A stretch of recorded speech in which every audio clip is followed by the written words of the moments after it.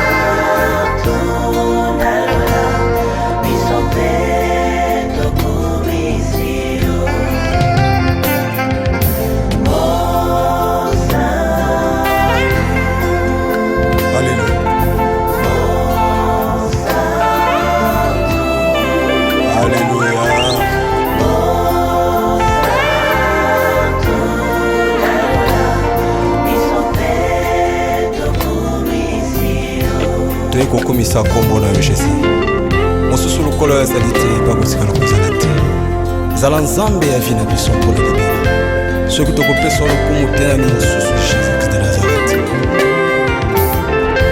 naboyi mabanga ekomisa nkolo na bilembo tikanga aza na mpema natombola kombo na ye nakomisa kombo na yo bampaka tukumi bale na minei bakomisi yo balobi. Voilà, vous êtes en train de nous suivre en direct de Kinshasa, comme j'étais en train de le dire. Alors, vous pouvez réagir sur WhatsApp, donc écrivez juste. Donc, il y a déjà quelqu'un qui nous a fait signe, je voulais dire, l'évangéliste. Dieu merci, Bossa Folé. Yazolanda Busso na Kinshasa, na commune ya Ngaba. Alors, je suis avec l'apôtre Alain Badanyama et nous sommes en train de parler sur un sujet très important. En fait, nous allons parler d'un sujet très important. Quel genre de serviteurs de Dieu pour l'Église d'aujourd'hui? Mais abordons d'abord notre deuxième chapitre qui est questions d'actualité. Alors, le pape François est en train de venir à Kinshasa. Vous êtes un homme d'Église et c'est quand même important de vous poser cette question. Quel est votre sentiment par rapport à cet événement? Je pense que j'ai beaucoup de respect pour tous les leaders qui prônent Christ et la paix. Et je pense qu'il doit être obligatoirement le bienvenu. Ok. Je pense. Très bien. Alors, vous êtes aussi un haut cadre au niveau de ERC. Il y a un bruit qui est en train de circuler. C'est comme si, bon, je suis en train de parler en fait dans les conditions. Il paraît qu'on veut supprimer l'ERC. Alors, vous, en tant que cadre de l'ERC, nous voulons vraiment avoir un éclairage là-dessus parce que il y a vraiment les journalistes plateau et puis qui vraiment éclairer l'opinion par rapport à ces bruits là qui est en train de circuler sur la suppression de cette plateforme ERC. La première des choses que je vais vous dire sans me verser dans les polémiques, c'est impossible de supprimer RC. La question il faut se poser qui veut supprimer ou qui veulent. Okay. Donc on ne peut pas avoir des individus qui viennent de l'ERC et qui se mettent à côté et qui disent on doit supprimer. Ils ont quelle autorité, ils ont quel papier, ils ont quel droit. C'est impossible. On aurait entendu que ce sont eux qui ont créé l'ERC et ils veulent supprimer. Parce que ça vient de quelque part, un truc du genre au conseil, et c'est eux qui ont créé l'ERC et ils veulent supprimer pour revenir dans les hauts conseils. Déjà, si c'est eux qui ont le pouvoir, le monopole de supprimer, ils devaient le faire depuis longtemps. Okay. Mais pourquoi ils informent aux gens que nous voulons faire? Okay. C'est ce qui prouve qu'ils n'ont pas ces pouvoirs-là. Ce sont deux personnes que moi je respecte personnellement. Parmi ces gens-là, il y a des gens qui sont des pères, des aînés, d'autres sont des amis, d'autres sont des enfants, des fils par rapport à nous. Je les respecte parce qu'ils sont hommes de Dieu. Okay. Mais je pense que maintenant nous parlons institution. Ils doivent comprendre que le monde travaille par système.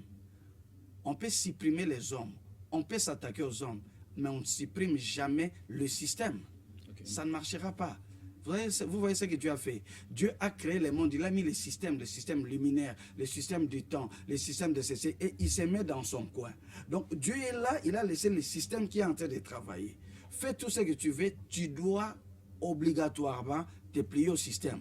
Quand tu le fais chaud, tu dois mettre quelque chose pour te protéger. C'est un système. Et aujourd'hui, pendant que je vous dise, l'RC est devenu un système.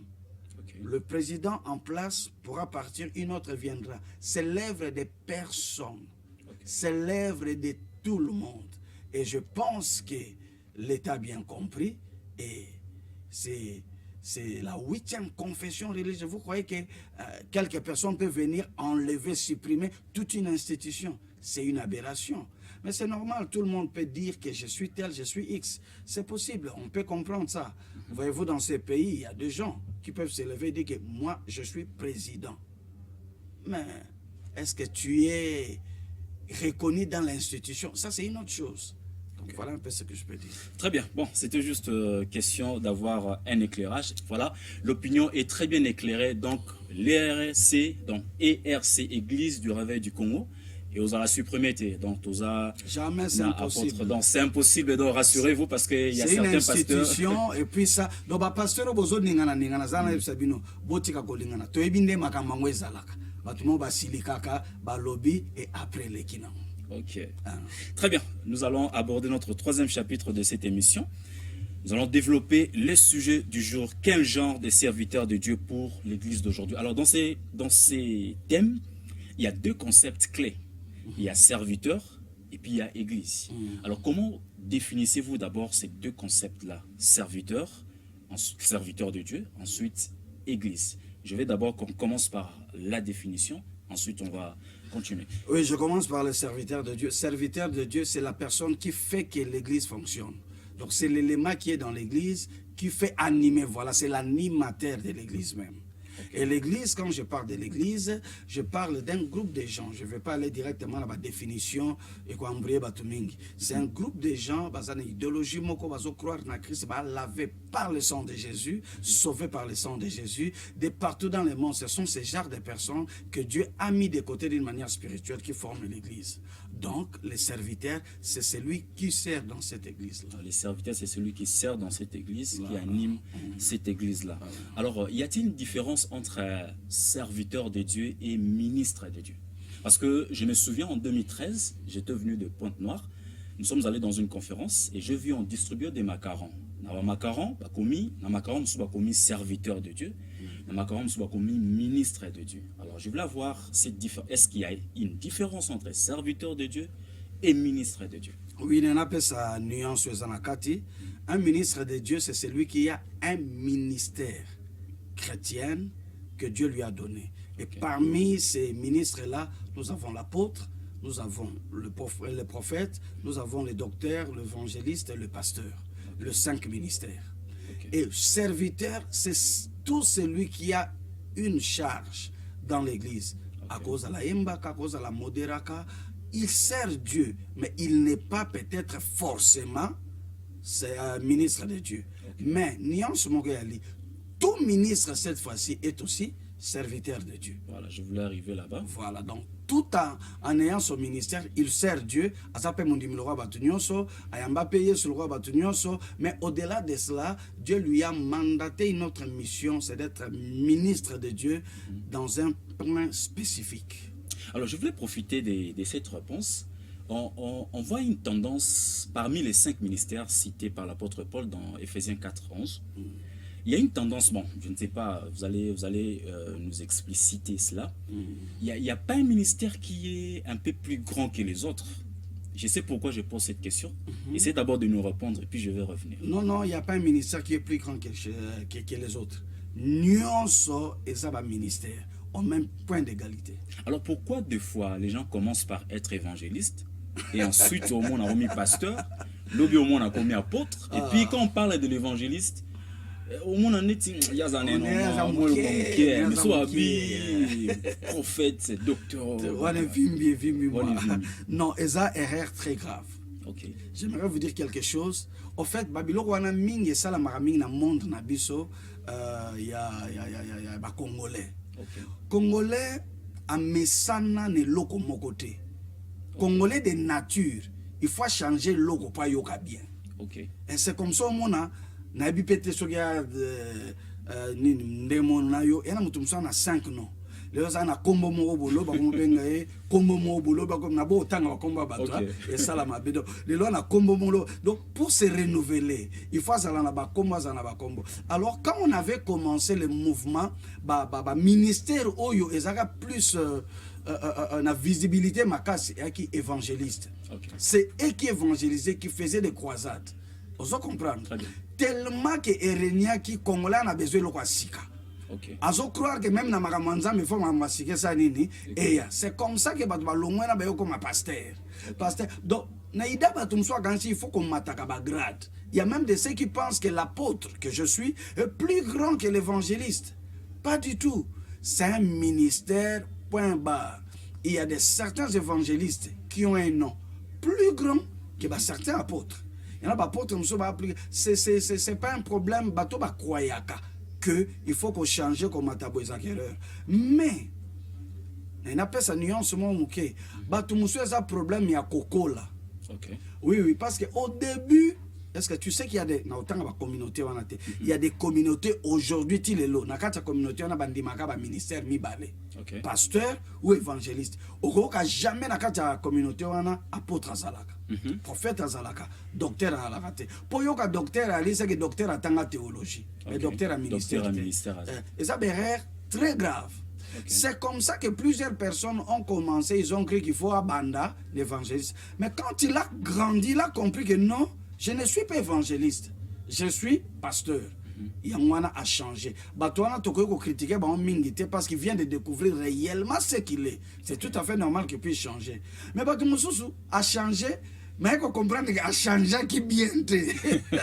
Ce n'est pas vraiment ce qu'il était, à corriger les ressources. Alors, ce que ça dans le cadre de la correction, on ne doit pas blâmer les gens. Quand quelqu'un grandit, donne-lui le temps de changer et de se positionner par rapport à la vérité. Surtout de se découvrir. Hein? Oui, oui. Ok. Alors, une autre différence, parce qu'on a profité de Rosa professeur, y a-t-il une différence entre appel et vocation? Appel et vocation, c'est presque la même chose. Ok. Sauf que si tu posais une autre question, pour toi, la nuance, dans l'autre, la main, appel et vocation, c'est presque la même chose. Très bien. Je pense. Quel genre de serviteur de Dieu pour l'Église d'aujourd'hui? Alors, comment est d'abord l'Église d'aujourd'hui? Avant qu'on parle de serviteur de Dieu qu'il faut pour cette Église d'aujourd'hui. Quand vous observez l'Église d'aujourd'hui, comment vous la trouvez? L'Église d'aujourd'hui a des faces. Okay. Il y a la face que Dieu voit et il y a la face que nous voyons. Okay. Je commence par la face que nous voyons. En tout cas, sur toute l'Église, ils m'ont passé. Ça m'a passé parce qu'aujourd'hui, on commence à empoisonner les gens. Il y a une église. Dans cette église, au monde na mutoyini muninga na e abisabi yo na osolano sutezana na kende kilte so na zongi na ozongela do ake culte maini mutu. Vous comprendre? Église ya lelo, moi je me souviens quand nous avions commencé à servir Dieu, on n'a même pas pensé qu'il faut pas foutre à biso. On ne pensait pas à l'argent. Je me souviens que je prêchais l'évangile, je ne sais pas quand est-ce que je priais pour que Dieu me donne de l'argent. Je me disais que Dieu pourvoira. Mais il y a des gens qui conditionnent les services de Dieu par rapport à l'argent. Et aujourd'hui, aussi, nous avons beaucoup de faux qui se sont glissés parmi les vrais. Très bien. Au monde, il y a un problème avec tout ça. Les gens commencent à voir que c'est comme si ma maman était à sa paye aussi. Très bien. Vous vous souvenez, Sokoyebi, très bien, toi tu étais de mon côté, tu étais dans mon quartier, quand on prêchait, je n'avais que 2 pantalons, je marchais à pied, j'ai crié par-ci, par-là. Mais mon Toyebi, que plus de 32 ans, 33 ans, 34 ans, que j'étais en train de faire ça. Et le long il croit que Yesoka Bandi le loi suivi cascade penza. En tout cas, l'église, il y a les lots, et surtout que dans d'autres coins, on a même des pasteurs homosexuels, on a des servantes lesbiennes, ça fait peur. Ça, je parle de la vision d'homme. Mais je rentre maintenant dans la vision de Dieu. Dieu a dit, je bâtirai mon église et les portes de séjour des morts ne prévendront point contre elle. Donc pour Dieu, son église n'a jamais faibli, son église n'a jamais été piétinée, l'église est toujours forte. Et quand Dieu voit ça, il voit l'ensemble de ceux qui sont sauvés par le sang de Jésus, qui ne seront jamais perdus. Donc Dieu voit le vrai. Dieu voit le vrai, et à partir du vrai, il dit que mon église est forte. Et quand Dieu viendra pour reprendre son église, il prendra une église glorieuse, une église puissante, une église très forte. Alors, entre les deux visions, je préfère m'allier dans la vision de Dieu. Les siens deviendront forts et nous attendons, s'il revient, on ira dans la gloire. Voilà un peu une idée. Alors, quel genre de serviteur pour... Non. Quel genre de serviteur, d'abord pour l'église que nous voyons? En tout cas, nous avons besoin de serviteurs qui sont réellement appelés par Dieu. Pour emprunter terme, des serviteurs qui ont réellement la vraie vocation. Le vrai appel venant de Dieu. On a beaucoup de gens sans appel réel. Okay. On a beaucoup de gens sans vocation. Et puis ce qui est grave, il y a un qui soit le bien bon français. Alors tu veste bien, tu as une cravate, à Simbi sac, moi ma soeur, ma frère, ma Simbi sac de Bazolanda. Il devient pasteur. Ce n'est pas parce que tu as des verbes, tu as un jargon capable. Il y a quoi impacter, nous en appelle. L'appel, c'est quelque chose que Dieu lui-même donne à quelqu'un. Donc nous sommes infiltrés par beaucoup de faux intellectuels qui se font passer pour des pasteurs. Mais beaucoup même des gens qui ont l'argent, qui se font passer pour des pasteurs, parce qu'ils voient que les pasteurs ont la notoriété. Parce que moi, pouvoir, notoriété, moi, comme ils aiment tellement le pouvoir, il a la facilité d'acheter une parcelle, de construire un temple, il se fait passer pasteur. Et tu sais comment est-ce qu'il commence? Il commence dans une église où il est donateur. Il fait tout pour que Bachaka puisse communiquer, modération. Et quand il essaye un peu, et puis il commence son histoire à lui. On a beaucoup de faux et on a beaucoup d'infiltrés. On a des voleurs, on a des escrocs qui n'ont rien à voir avec les histoires de Dieu, malheureusement, qui éternisent l'image de vrai. Aujourd'hui, il y a beaucoup de gens qui ne savent pas respecter les hommes de Dieu parce que les faux ont fait leur travail. Mais ce qui est vrai, c'est que aussi longtemps que le vrai dollar va exister, le faux dollar n'arrivera jamais à éternir la valeur du vrai. Donc les faux sont là. Nous avons besoin aujourd'hui de serviteurs qui sont réellement appelés par Dieu, qui ont la vraie vocation de la part du Seigneur.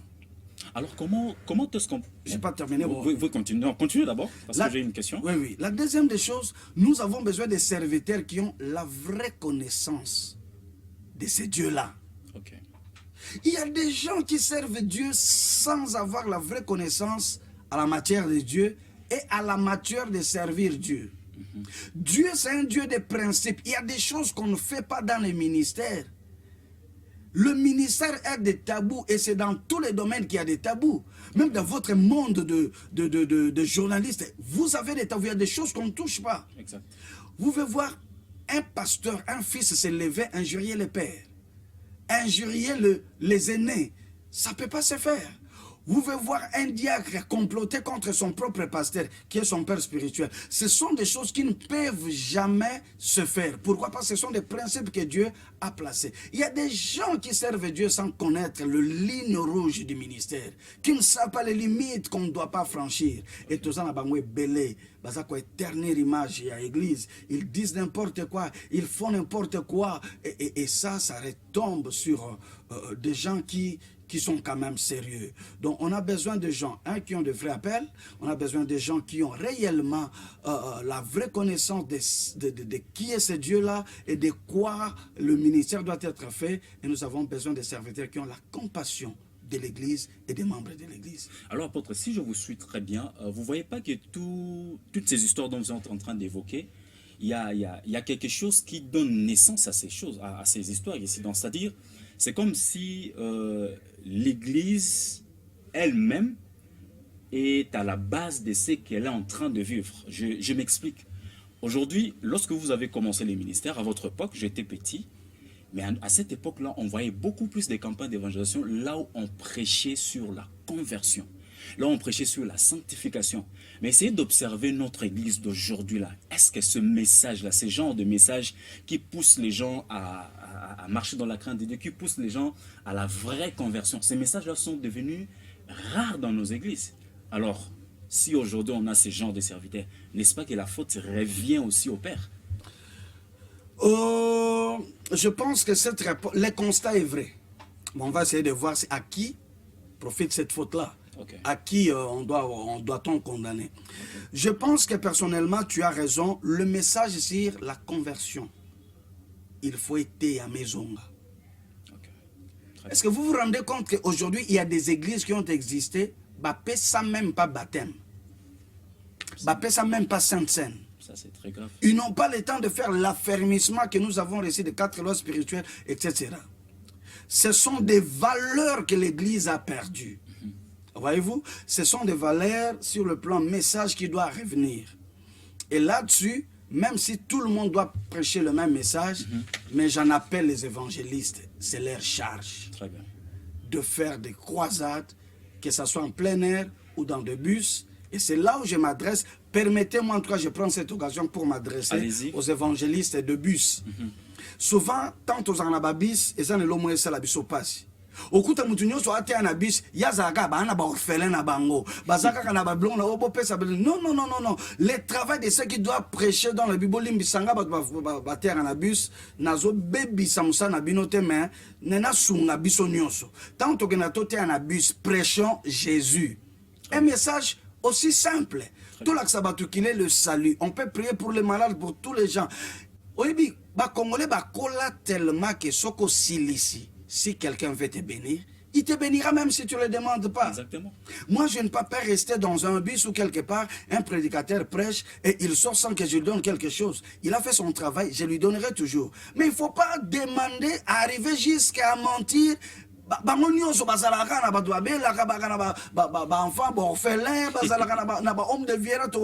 C'est pas sérieux. En pleine construction église. Voilà.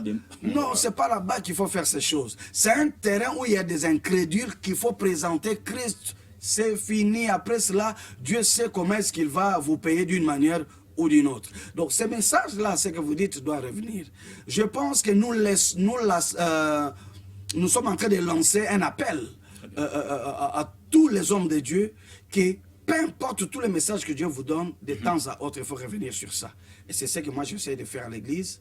Chaque mois, j'essaie d'identifier ceux qui n'ont pas reçu Christ, leur présenter Christ et les amener dans les eaux du baptême. Ça, je pense que c'est important. Très bien. Alors, la faute revient à qui?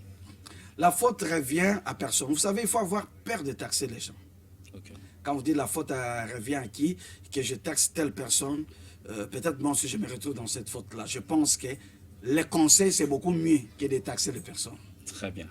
Les conseils, c'est beaucoup plus mieux que de taxer les personnes. Alors, comment on peut détecter un faux serviteur de Dieu?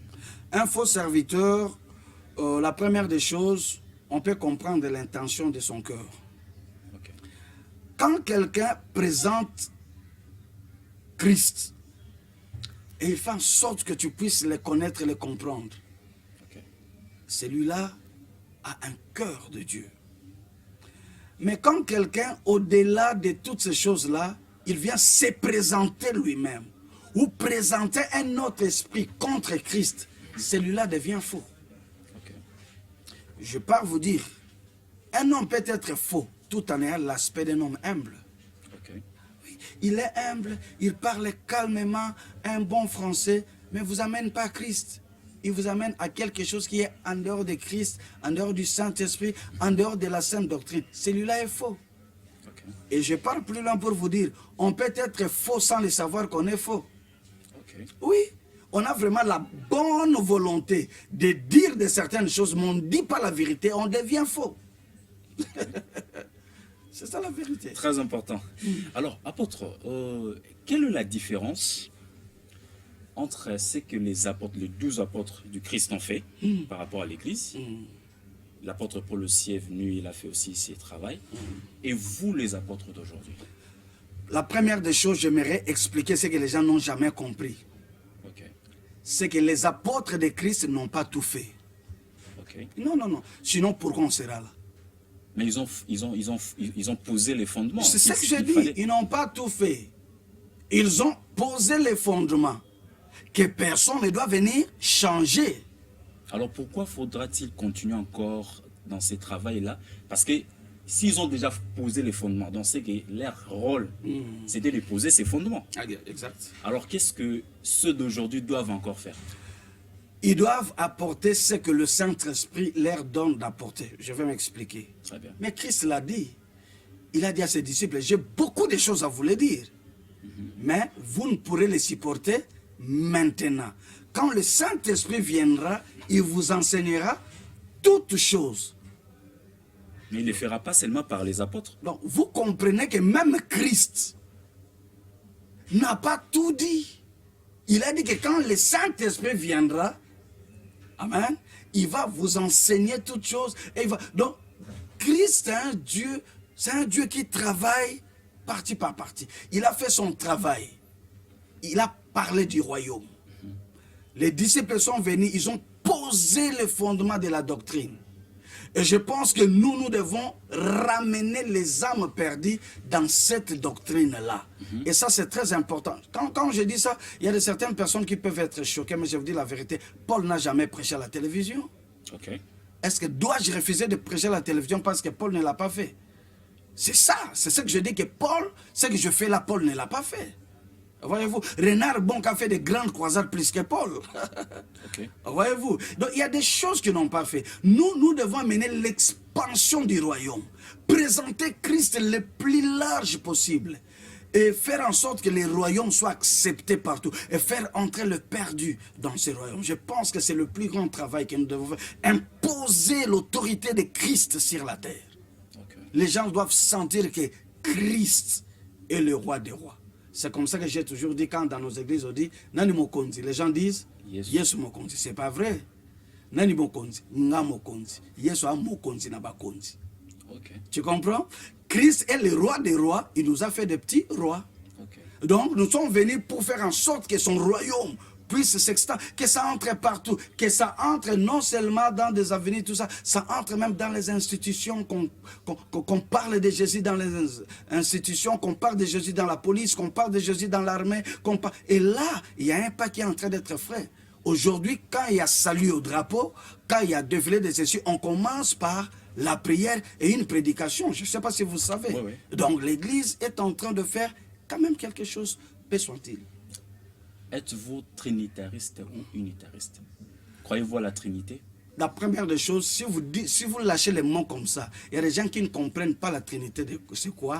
Unitariste, c'est quoi? On va y aller. Mais voilà ce que moi je crois. Je suis en train de croire qu'il y a un seul Dieu. Très bien. Qui est en toi. Cela veut dire, le Père n'a jamais été le Fils. Très bien. Le Fils n'a jamais été le Père. Très bien. Le Père n'a jamais été le Saint-Esprit. Et le Saint-Esprit n'a jamais été le Père. Très bien. Mais ces trois personnes font Dieu. Très bien. Oui. Donc voilà un peu ce que... C'est comme ça que Christ a dit dans les derniers jours, j'ai remetté les royaumes à celui qui est Dieu et Père. Sinon, s'il était lui-même le Père, il n'allait pas dire cela. Sinon, il allait même gronder l'apôtre Pierre lorsqu'il avait dit que tu es le Christ, le Fils du Dieu vivant. Voilà, c'est une émission aussi pédagogique. Et c'est ça ce qu'on appelle Trinité. Exactement. Malheureusement, il y a des gens qui comprennent aussi la Trinité, mais ils croient que la Trinité, c'est dire qu'il y a trois dieux. Non, pas du tout. Très bien. Alors, nous sommes en train d'avancer petit à petit pour chuter dans notre mission. Alors, question de la foule. C'est le 4e chapitre de notre émission. Les gens se posent la question, en fait, je voulais aussi vous poser cette question. Croyez-vous que l'occultisme est entré dans l'Église? L'occultisme ne peut pas entrer dans l'Église. C'est impossible. Mais il y a des gens occultes qui viennent à l'Église, ça oui. Il y a même des gens occultes. Qui sont dans les sacerdotats. Oui. Qui montent sur la chair, ça oui. Mais la question qu'il faut se poser, est-ce que ces gens-là font l'Église? Non. L'Église est faite des hommes purs, lavés par le sang de Jésus, qui ne sont pas dans ces œuvres-là. Mais ces œuvres-là est parmi les gens dans l'Église. Non, quand je parle dans l'Église, je suis en train de voir nos églises locales. Tu parles de l'Église locale. Voilà. D'accord. Je ne parle pas de l'Église universelle. C'est pourquoi il faut nuancer. Très bien. Effectivement, oui. L'occultisme aujourd'hui est entré dans l'Église. C'est vrai. C'est pourquoi je pense que mon dominion soit sérieux. Si on a passé dans sérieux, qu'aucune église n'a pas été amouquée. Très bien. Au risque qu'une église n'a pas été amouquée, mais pasteur a bébakala. Hein? Quand vous avez un pasteur à sérieux, à bien kangamanaye, zalawana, atezana sanzetamanga. Je préfère rencontrer un vrai Dieu sous un manguier que de rencontrer le diable dans une salle climatisée. Très bien. Aujourd'hui, on n'a qu'à plus loin. Il y a même de gens qui sont pédés, basali, mais avec la Bible. C'est horrible. C'est pour cette raison-là que nous avons créé ce cadre Alain Badianyama Coaching. C'est pour aider la génération qui monte et les serviteurs de Dieu de partout de comprendre qu'il y a des tabous, il y a des lignes rouges, il y a des choses comme... Vous savez, Dieu m'a dit quelque chose. Que beaucoup de serviteurs sont morts aussi pour avoir touché à de certaines choses. Et malheureusement, d'autres mourront encore davantage. On ne peut pas mélanger Jésus avec ces histoires-là, avec la magie, avec l'occultisme. On ne peut pas les faire. Ça ne marche jamais. Ça ne marche jamais. Le diable finira par débouffer. Le diable c'est un bon joueur de dames. Il te donne, il te donne, il te donne. Simon, c'est ça le diable. Alors, apôtre Badbazo s'est posé des questions. Mingi, parce qu'on doit profiter. Parlant de l'église. La cabale juive. Et il y a une église. Certains hommes de Dieu, ils vont faire comprendre que ils ont un mais je ne sais pas c'est quoi votre position par rapport à cela. La question que tu m'as posée est brute. Très bien. Est difficile à répondre d'une manière directe comme ça. Très bien. Parce qu'il faut commencer par définir c'est quoi ce qu'on appelle la cabale juive. Okay. Mais tout ce que moi je sais, je préfère là où il y a le faux de présenter le vrai. Okay. Je vous ai dit que dans l'église, tout est entré, y compris la cabale juive. Tout est entré. Okay. La magie, l'occultisme, tout est côté. C'est pour ça que dans l'église, quand l'église il y a bien, le pasteur il y a bien. Mais, oui bien, ce qu'on fait, on expliquer les mal. J'ai vu ça chez Christ. Christ, quand il est venu, il a trouvé les Sadducéens, il a trouvé les pharisiens. Il ne les a pas attaqués directement une seule fois quand il voulait leur dire quelque chose. Mais Christ a présenté la vérité. Ce qui est monnaie dollar et ma besoin à terrain, la meilleure chose de faire, c'est de présenter le vrai dollar. Okay. Moi ici, je n'ai pas reçu mandat de célébrer Satan, de célébrer les démons, de continuer à dire il est comme ça. Je présente Christ, je présente son amour, je présente sa grâce, je présente sa puissance. Et ça peut faire beaucoup de choses. D'ailleurs, un vrai enfant de Dieu qui est dans le vrai, quand le faux arrive, il le sent directement. C'est comme ça qu'on fait avec des gens qui travaillent à la banque. Tu sais comment est-ce qu'on fait? On prend les gens qui perçoivent l'argent. Avant, on leur donnait des dollars. Un dollar, il y a bien un mabé. Il y a bien. Un mois. Tant que tu sais, il faut sentir que c'est différent. Quand tu es tellement dans le vrai, quand le faux arrive, tu ne le feras pas. Donc,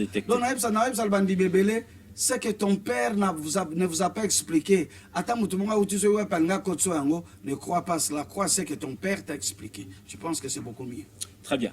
Alors, quand vous parlez aussi des pères, pourquoi aujourd'hui il y a aussi ces vents-là, il y a beaucoup plus de messages sur père spirituel, les dadismes. C'est quoi exactement? Et l'eau c'est beaucoup plus aussi l'église de réveil. Non, ça l'erreur. Est-ce que ça l'analyse on a bien? Il y a un dadisme. Quand c'est l'église de réveil,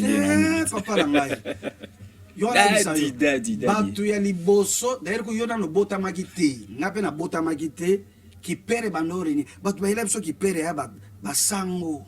Ça l'explique yo. Il faut pas sanctifier les autres et diaboliser les autres. Basango batu liboso, sango wana kati église na ye, soki yo papo bota ye, soki yenda za sango zo bengo, mon fils. Oui, mon père. Donc, ma père, ma fils n'a pas commencé à l'église de réveil depuis Bassango. Mais est-ce que c'est mauvais? C'est pas mauvais parce que c'est biblique. Je vais vous dire quelque chose. N'est-ce pas vrai que nous avons le père de la nation? Oui. N'est-ce pas que nous avons le père de la musique? Tout ça, dans chaque domaine, il y a deux pères, des gens qui ont engendré un mouvement. Mais le problème, c'est beaucoup plus ce qui est derrière ça, parce que nous voyons une mauvaise exploitation maintenant des...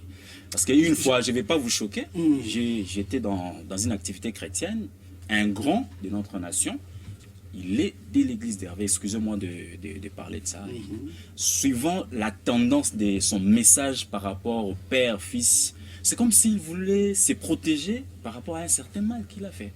Bon, déjà, autant qu'il a été, deuxième des choses, autant qu'il y a confession religieuse, on va salir biso parce que expliquer les camoutés de donc c'est comme si biso n'est tout ça la mamboana côté musuba salamote. C'est pas ça. Moi, je pense personnellement, ce qui est vrai, c'est que dans la Bible, il y a deux pères. et il y a des fils. Tu ne peux pas aller loin si tu n'as pas de repères. Ça, c'est vrai. Vous savez, je vais vous dire quelque chose. Moi, j'ai essayé de faire quelques petits voyages dans le monde. Je vis dans le monde anglophone comment les gens savent respecter leurs pères, leurs aînés. Là où il n'y a pas du respect, il y a de n'importe quoi. Et dans notre pays, je suis en train de croire que le message sur la paternité, c'est un message qui doit encore continuer à être exploité. Parce que si vous n'avez pas du respect à vos pères, vous n'aurez jamais leur bénédiction. Laissez-moi dire, yo nanga toyebi na kata mundo ba musicien ba bimi na génération sikoyo toyebi ke muto asala ye muto tel père na ye sur le plan musical muto tel, mais tu attends leur langage on abima na ndenge nanga ozoka ba langage wana na bima ndeke ça c'est être impoli. Très bien. Il faut reconnaître la personne qui t'a façonné. La reconnaissance est biblique et la reconnaissance est divine. Dieu ne peut pas t'amener loin si tu ne sais pas là où tu as été. Et il est important que les fils de tous les niveaux doivent avoir le respect et pas la père. Et le père, on ne parle pas n'importe comment. Ce qui boboyi enseignement oyo et continuer, c'est trop dangereux. Pourquoi? Yonanga tanto akabana mike.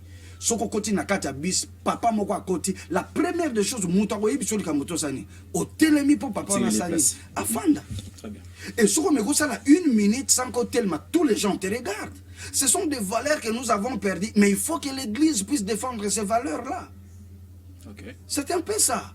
Je pense que ces choses là, Élie, Élisée regardait son père partir. Son père spirituel. Il a crié, mon père, char d'Israël et sa cavalerie. Il a dit, mon père, pendant que tous les gens croyaient que Élie était n'importe qui. Lui, il parlait de son père qu'il est char d'Israël, c'est-à-dire il est l'armée d'Israël. Très bien. Fanatisme.